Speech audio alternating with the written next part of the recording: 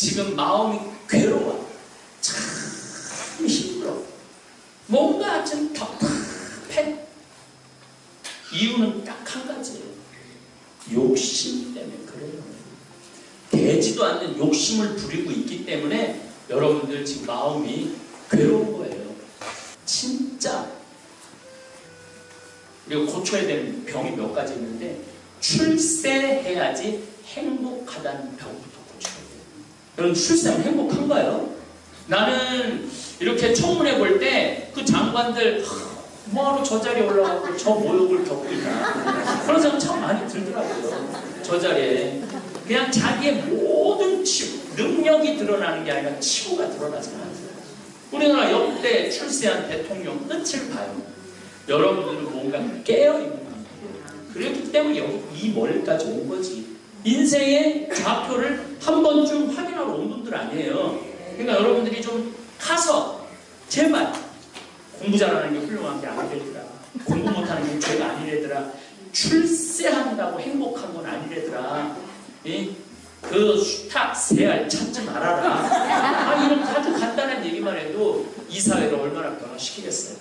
근데 문제는 지금 마음이 괴로워. 참 힘들어.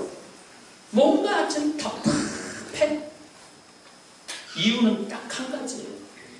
욕심 때문에 그래요. 되지도 않는 욕심을 부리고 있기 때문에 여러분들 지금 마음이 괴로운 거예요. 제가 잠비아 이렇게 봉사활동 나갈 때 보물선이 발견이 됐다고 난리가 났어. 대한민국에 보물선이. 근데 난 딱 보는 순간 저건 사기다. 딱 보는 순간 난 알겠더라고. 그런데 신일 그룹이라고 주식이 1,000원 하던 게 5,000원 됐어. 신일 산업하고 신일 그룹하고 달라요. 신일 산업은 선풍기 만드는 회사예요. 그 신일 산업 회장님하고 나하고 아주 친해요. 아주 열심한 천주교신자예요. 매일 평균미사 3-4번을 나간다니까. 내가 못 외우는 게 없어. 그러니까 신일 선풍기는 훌륭한 거예요. 그런데 신일 그룹은 다른 거예요. 어쨌거나 하여튼 이 신일 그룹 1,000원 하던 그 주식이 5,000원이 뛰었어. 그래갖고 500억 정도의 돈이 모았대요. 그런데 시간이 지나면서 사귄 게 드러난 거죠. 500억을 날린 거야. 한 사람당 1억씩 투자했다면 500명이 1억을 날린 거야. 1,000만 원이면 5,000명이 날린 거야. 5,000명. 그 1,000만 원을 가지고 짜장면을 사 먹어. 그렇게 억울하진 않았을 거예요. 근데 여러분들 보물선은요, 앞으로도 잘 들으세요. 발견을 우리나라에서 했잖아요. 근데 러시아 배잖아요. 그럼 95%는 러시아가 가져가는 거예요. 금괴 95%는 누구 거냐면은 그 배 소속 국가 거야. 스페인이 한동안 남미, 잉카, 마야 문명, 거기에 황금이 어마어마하게 많아갖고 금을 어마어마하게 실었어. 근데 금을 너무 많이 실어갖고 가다가 침몰된 배들이 그렇게 많은 거예요. 그래서 미국 회사가 2004년도인가 하나 배를 인양을 했어요. 2조 달러인가 어마어마했죠. 근데 스페인이 95% 다 갖고 왔어요. 그러니까 앞으로 방송에 보물선을 발견했다. 여러분들하고 아무 상관없는 거야. 근데 문제는 옆에서 이렇게 보십니다. 이번 기회 놓치면 너는 다시는 돈 벌 기회가 없다. 멀쩡하게 있다가 이번 기회 놓치면 너 바보 된다. 그래갖고 거기에 말려 들어가고 그나마 있는 돈 말아먹는 사람들 많습니다. 그 중에 또 한 가지 비트코인 가상화폐. 이게 2009년에 나왔거든요. 2009년에 나왔을 때 이게 비트코인 하나가 얼마였냐면 50센트였어요. 50센트면 우리나라 돈으로 50원인가? 그렇죠? 예. 근데 이게 2018년 1월 달에 얼마로 뛰었느냐면 1,500만 원 뛰었어요. 50원짜리가 10년 만에 1,500만 원으로 뛴 거예요. 그래갖고 우리나라 사람들이 난리가 났어. 작년 1월 달에 내가 작년에 산호세 1월 달에 이번 1월 달에 산호세 강의 갔는데 대한민국 막 난리야. 내가 한국에 있었으면 들 사기 당했을 거예요. 여러분들 비트코인 우리나라 이름이 가상화폐야. 진짜 화폐가 아니라 가상화폐야. 그 가상화폐를 1,500만 원을 주고 사는 거야. 참, 내가 보기엔 참 똑똑 바보들이 너무너무 많아요. 지금 그게 얼마로 떨어졌어요? 750만 원으로 떨어졌어. 그럼 내가 2억 원어치 샀다면 벌써 1억 날라간 거야. 그러니까 속에서 불이 나는 거예요. 그게 더 뛸 줄 알았는데 더 뛸 일은 없어요. 그리고 2009년에 가상화폐 나왔을 때 누가 돈 다 벌어먹고 나갔느냐면 MIT 공대 애들, 하버드 애들이 다 벌어먹고 나간 거야. 2018년에 그 진짜 화폐가 아니고 가상화폐를 산 사람들은 막차 탄 거예요. 막차.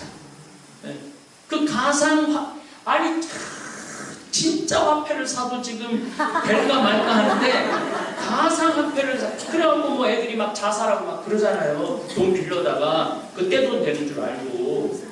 그게 종이 조각으로 떨어질 수도 있어요.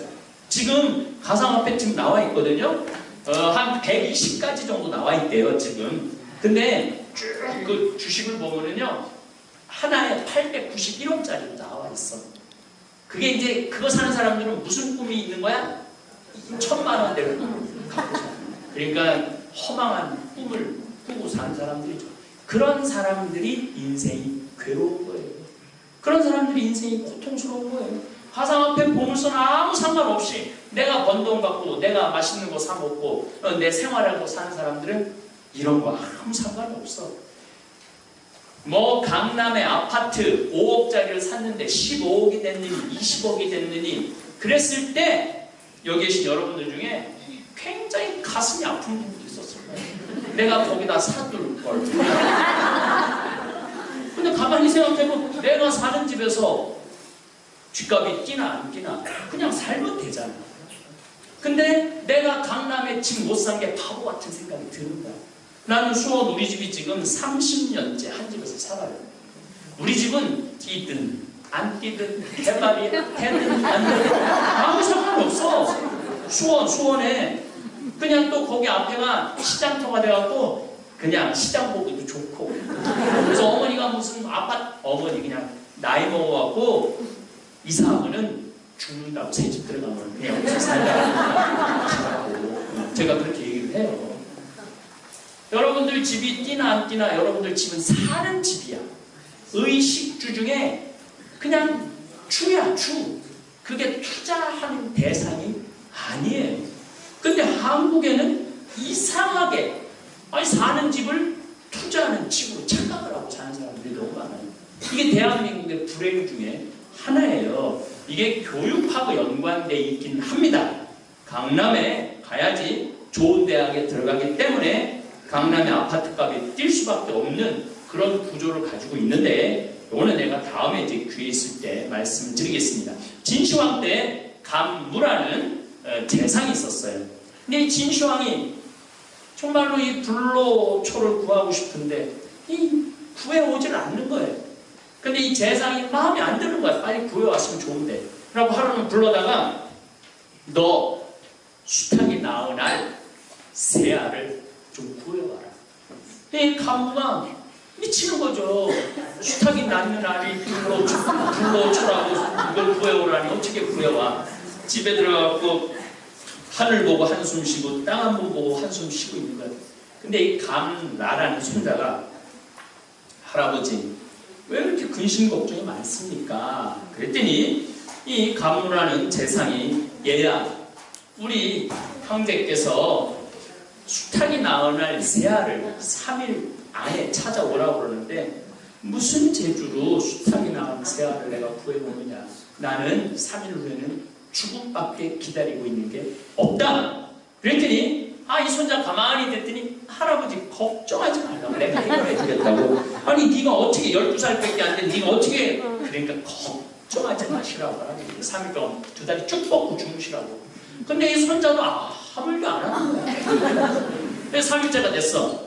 그럼 어떻게 수탉이 나온 날 새알을 구했느냐? 할아버지 그냥 나하고 황제 아레나로 가자고. 그래서 이제 궁에 딱 들어갔는데 황궁 앞에서 할아버지 여기서 기다리라고 나 혼자 들어갔다고 합니다. 내가 해결할 수 있다고. 너 혼자 들어갔다가 진시황한테 죽으면 걱정하지 말라.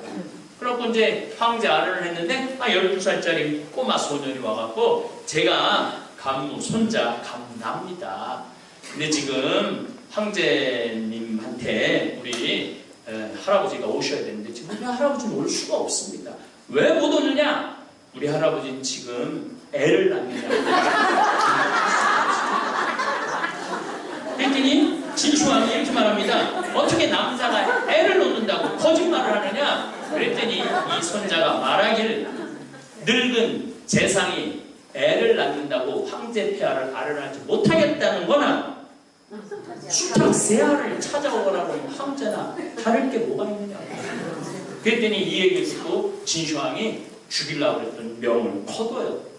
근데 우리가 가만히 인생을 살다 보면 여기 앉아있는 여러분들도 지금 수탉 새알을 찾아 하는 분들이 너무너무 많다. 그냥 다가를 암탉한테 가서 찾으세요. 그게 인생의 순리예요. 순리를 따라 살 줄 알아야 돼. 그래야지 괴롭지 않은 거야. 아니 그놈은 강남에 안 가면 어떻다고. 강남에 아파트 못 샀다고. 그렇게 억울하고 분하고. 그러니까 쓸데없는 것 때문에 괴로운 거야. 지금 사는 집에서 행복하면 되는데 진짜 우리가 고쳐야 되는 병이 몇 가지 있는데 출세해야지 행복하다는 병부터 고쳐야 돼요. 여러분 출세하면 행복한가요? 나는 이렇게 청문회 볼 때 그 장관들 뭐하러 저 자리에 올라가고 저 모욕을 겪고 있나 그런 생각 참 많이 들더라고요. 저 자리에 그냥 자기의 모든 능력이 드러나는 게 아니라 치고가 드러나잖아요. 우리나라 역대 출세한 대통령 끝을 봐요. 이승만 대통령 하와이 가서 죽었어요. 초대 대통령인데 초대 대통령이 이 나라 이 땅에서 못 죽고 하와이 망명 가서 죽었어요. 박정희 대통령 총 맞아 죽었어요. 총 맞아. 그 다음에 이 전두환 노태우 대통령은 감옥에 갔잖아요. 대통령이 술이 있고. 나는 대통령 뭐 화려했던 모습은 기억이 없어. 그 여기다 이 번호표 달고 이렇게 둘이 이렇게 그 생각밖에 안 나. 김영삼, 김대중 대통령은 자기네들도 끝나고 뭔가를 하긴 해야 되는데 자기네들은 젊었을 때 하도 민주화 운동한다고 들락날락 많이 했잖아요. 그러니까 아들들이라고 갔다 오고 그래서 현철이하고 홍업이 감옥에 갔어.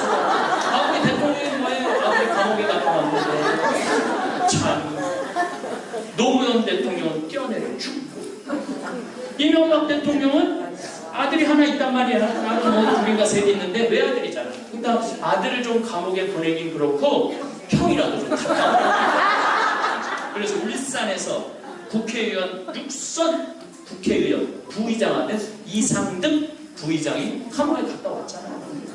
그 대통령 집안하고 크니까 만판하게 있는 친구가 누가 있어? 박근혜 대통령은 지금 감옥에 가 있고. 근데 이명박 대통령이 가만히 생각해보니까 박근혜 대통령을 자기가 만들었단 말이야. 근데 그냥 혼자 그냥 여자 혼자 감옥에 넣어놓으니까 마음이 들리잖아. 그러니까 나도 같이 가야겠다고 그 동부구치소에 지금 가서 앉아있잖아요.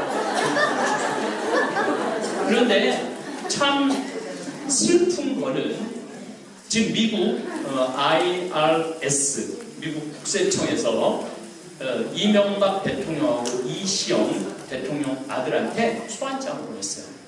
무슨 소환장을 보냈느냐면은 미국의 다스 저기 자회사가 있어요.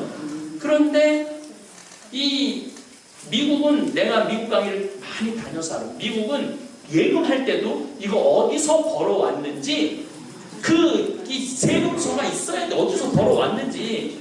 그런데 다스를 설립할 때 은행에서 대출은 몇백억 했어.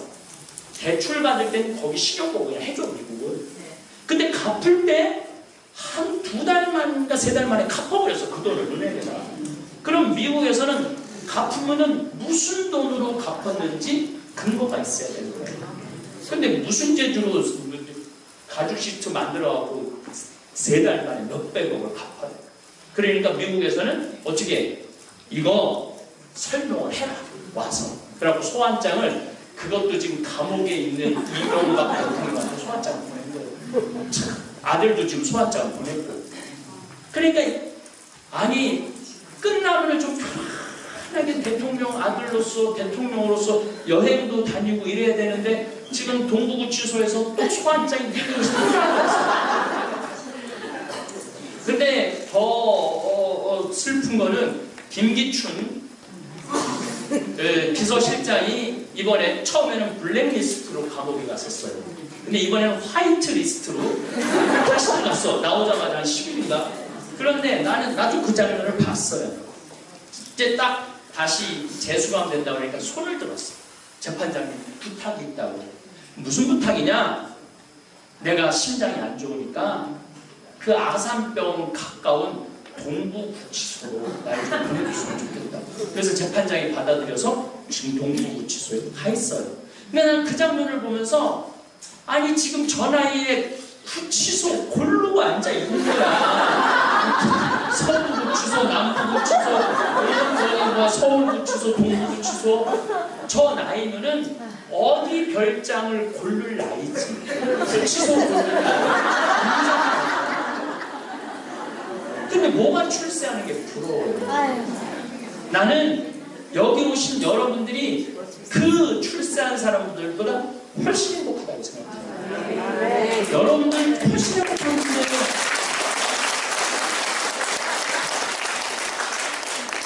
여러분들은 감옥에 가고 싶어도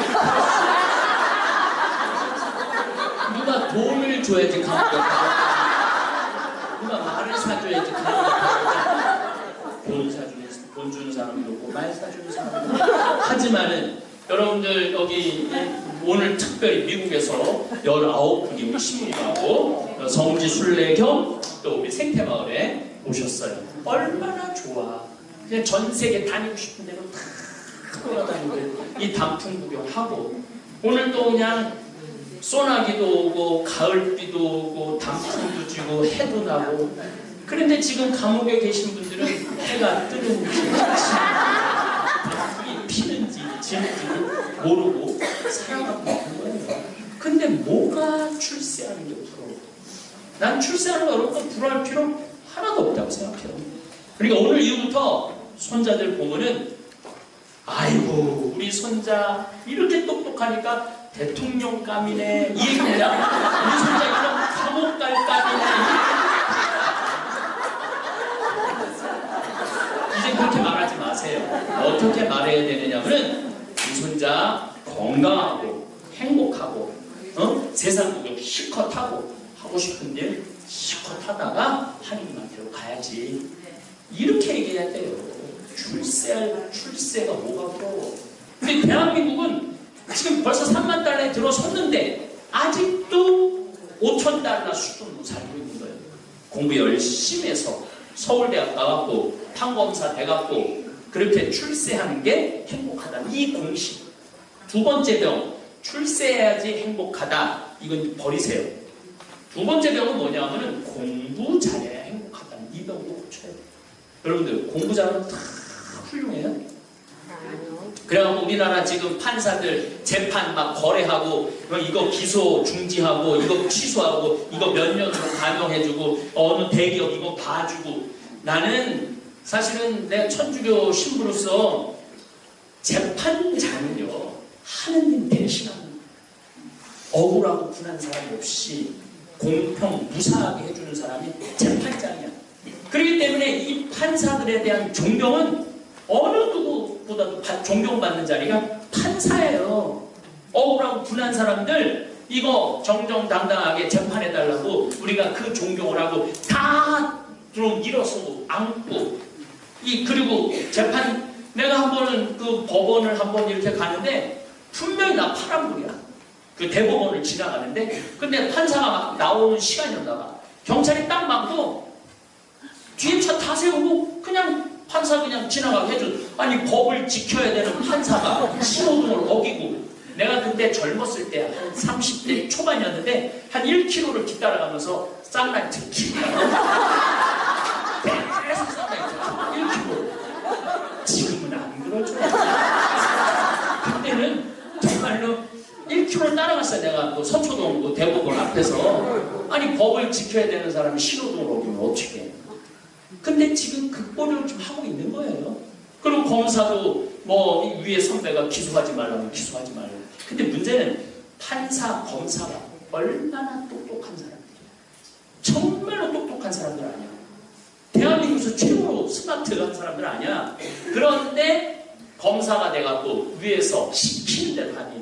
그러니까 출세하려고 그러면 줄을 타야 돼. 그 똑똑하니.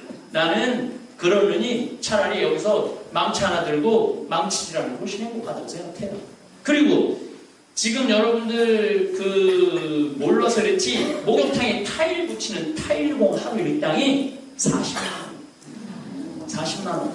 타일공이 40만 원이에요. 목수가 30만 원이에요. 30만 원. 포크레인 여기 우리 지금 오늘도 포크레인 쓰는데 이 사람은 하루 무조건 60만 원 줘야 돼요. 물론 그 기름값 뭐 한 20만 원 들어가는데 일을 하든 안 하든 포크레인 와서 하루 일하면 60만 원이에요. 포크레인.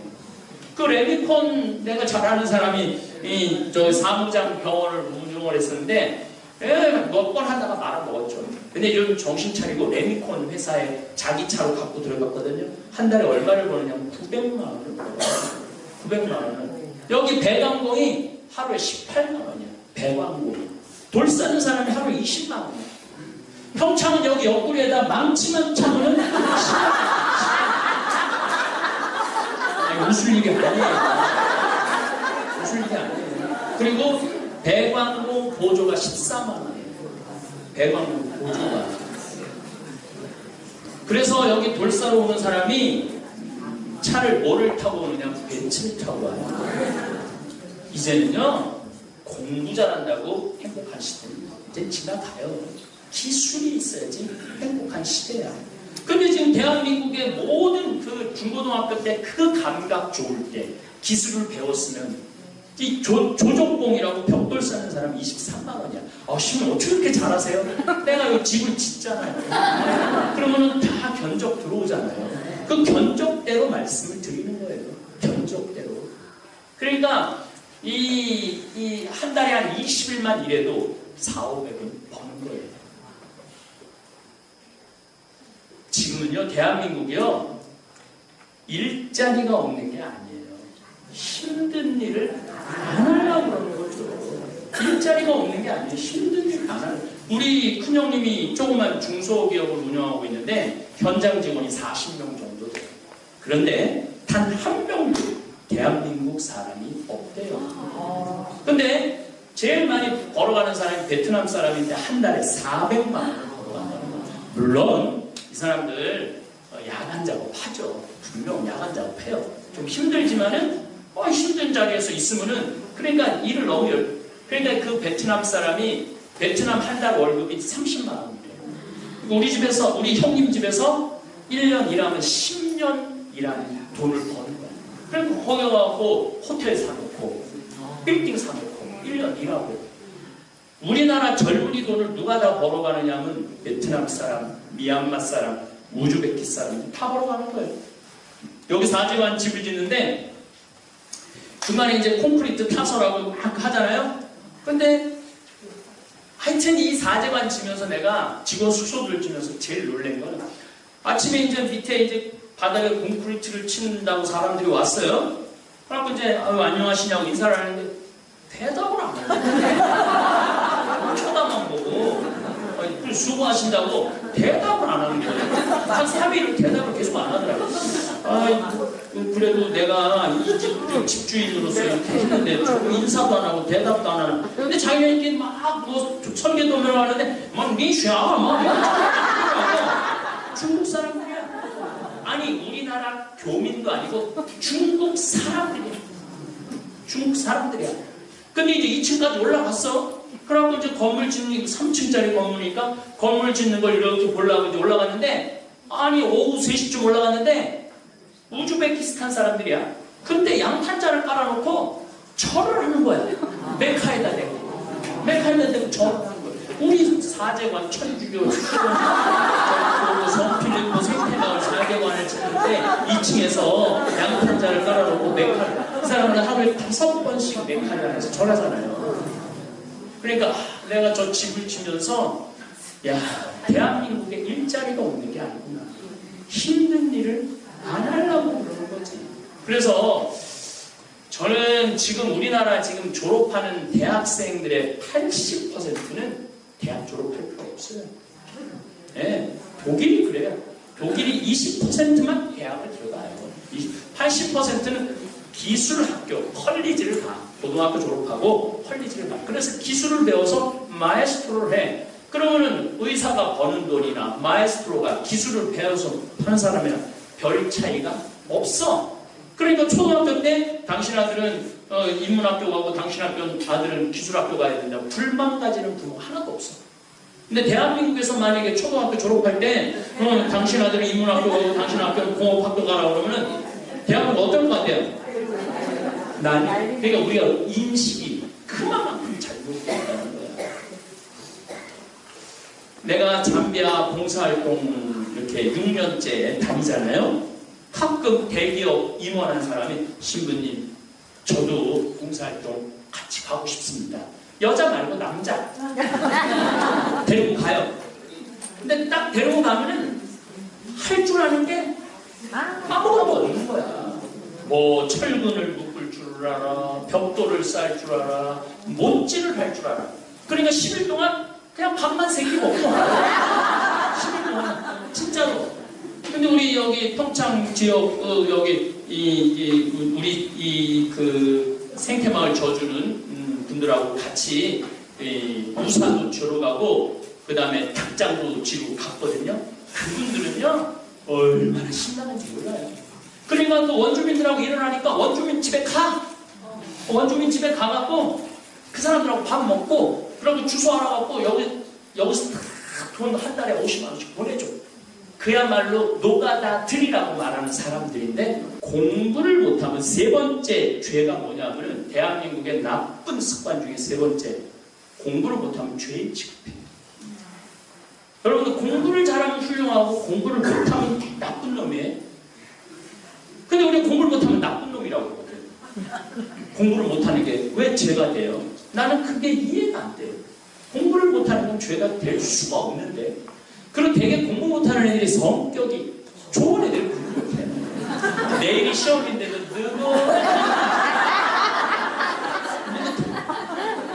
엄마가 지나가다가 막 게임하고 텔레비전 보는 초등학교 3학년 되는 애한테 이렇게 말합니다. 내가 너 같은 거 낳고 좋다고 미역을 끓여먹고. 그럼 얘는요, 엄마가 왜 저러지? 나한테는 아무 문제가 없는데. 근데 또 이상하게 공부를 못하는 애들이 밥을 많이 먹어요. 시험 끝나고 밥을 그냥 이만큼씩 먹는 거야. 그러면 엄마가 한마디 해요.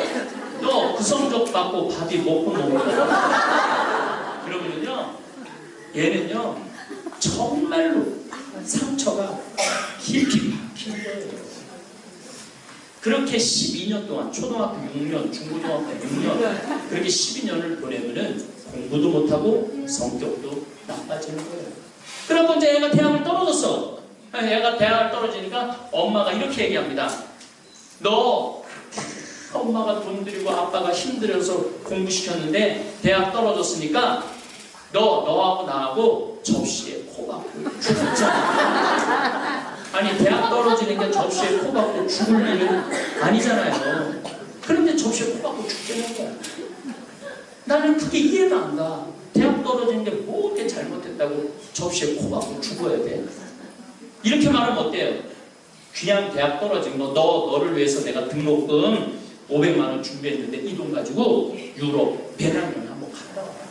그렇게 배낭여행 한번 갔다 오잖아요? 그럼 걔도 행복하고 엄마도 행복하고 다 행복할 거 아니야.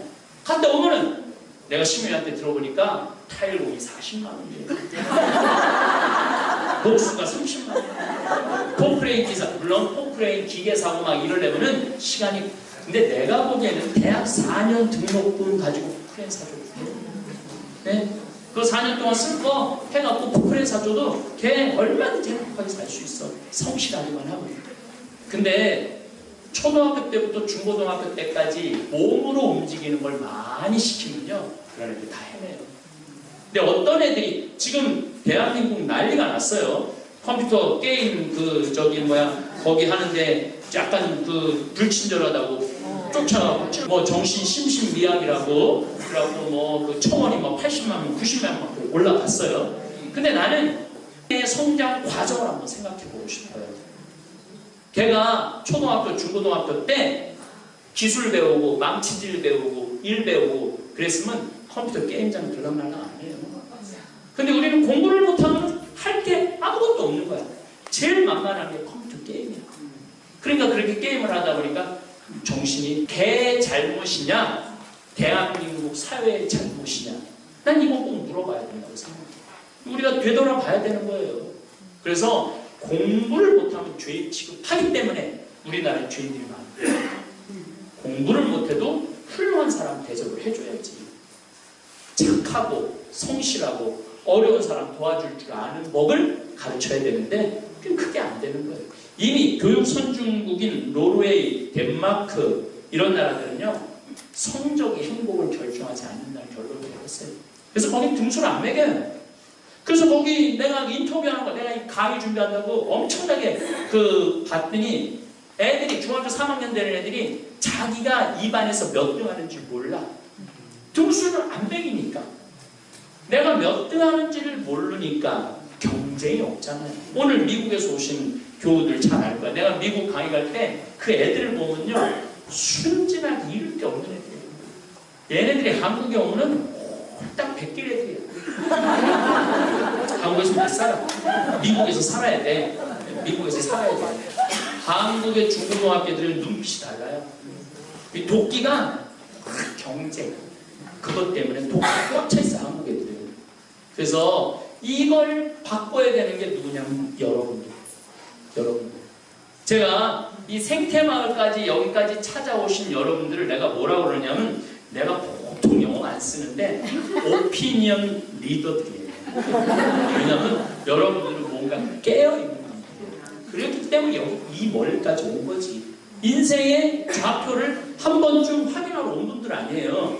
그러니까 여러분들이 좀 가서 제발 공부 잘하는 게 훌륭한 게 아니래더라.